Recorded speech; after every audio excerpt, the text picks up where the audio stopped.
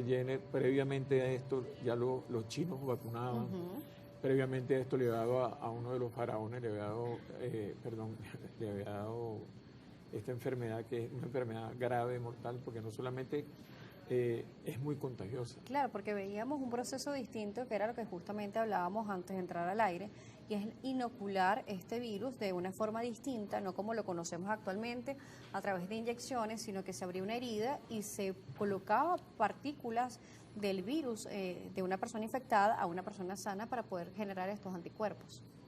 Incluso ese concepto es sumamente importante, el de inocular diferente a vacunar. Sí.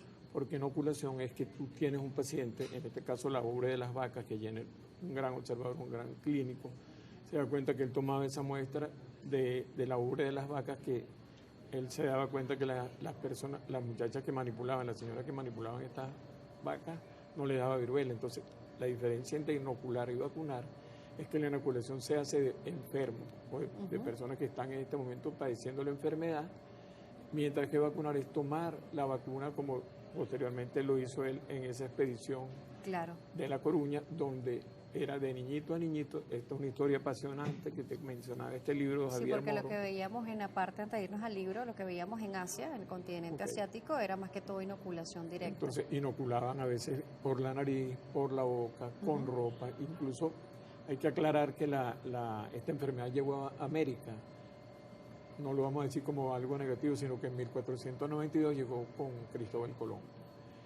A México le sirvió a Hernán Cortés para lograr hacer la conquista de México, porque murieron muchísimos indios allá en México, ¿no? Y lo que sí es interesante es que ese concepto de vacuna actualmente se cumplió. Jenner es el padre de la inmunología en este caso, y nada menos y nada más que la gente de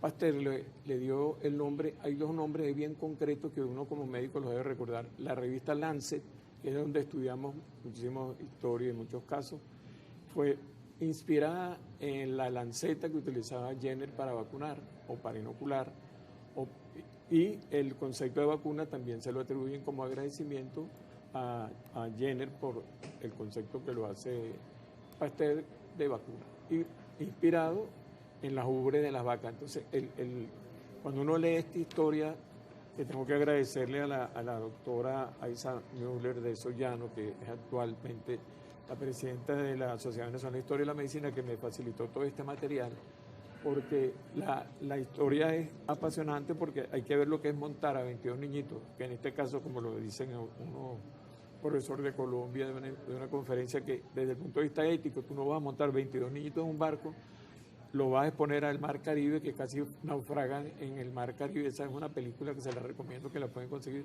22 ángeles, porque eran 22 ángeles que permitieron que los bracitos de ellos sirvieran para hacer la variolización. Variolización era transmitir de dos en dos el material purulento para poder replicar lo que en este caso generaba anticuerpos para que no padecieran la enfermedad.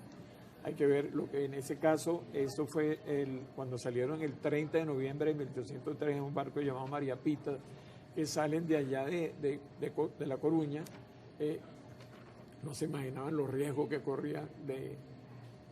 Esa historia hay que verla, esa película se la recomiendo que la vean, 22 ángeles, porque esos niñitos sirvieron como conejillos de India.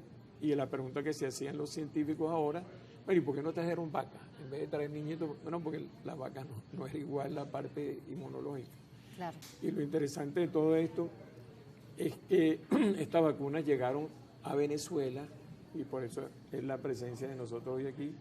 Llegaron en el mes de marzo, hoy 20 de marzo de 1804. Y llegaron a Puerto Cabello, y de Puerto Cabello pasaron a La Guaira, y de La Guaira vinieron a Caracas, y en Caracas hay algo muy importante que acotar, que el que los recibió fue nada menos y nada más que Andrés Bello. Y Francisco Salia, quien era en ese momento, imagínate, mandan una vacuna el rey de España, y en ese momento Andrés Bello, con 23 años, estaba, habiendo sido maestro de libertadores, estaban todavía en esos encuentros, buscando la emancipación de los españoles. Pero lo que ocurrió con el presidente de España, el rey de España, en 1803, el 30 de noviembre, cuando lo mandan a La Coruña, es porque se le había muerto una hija de viruela y a su esposa le había dado viruela. María de Parma, María Luisa de Parma le dio viruela y entonces él como una especie de, no de, para ayudar a los América, pues a sus súbditos, le envió esta embarcación con dos médicos, con su médico que era nada menos y nada más que el médico completo, su nombre es Francisco Xavier de Valmy, que era su médico, y mandó también a otro médico llamado Joseph Salvani, que era el que lo ayudaba. Hay un episodio porque después de que pasan por todo este periplo de vacunar muchísimo y generar las casas de vacunas aquí en Venezuela, lo interesante de todo esto, ¿tú sabes qué es? Que cuando ellos cuando van a Colombia, el barco que va a Colombia naufraga en el Magdalena. Y después del Magdalena llega a Santa Fe de Bogotá, que en ese entonces se llamaba la Nueva Granada, se llamaba Santa Fe de Bogotá.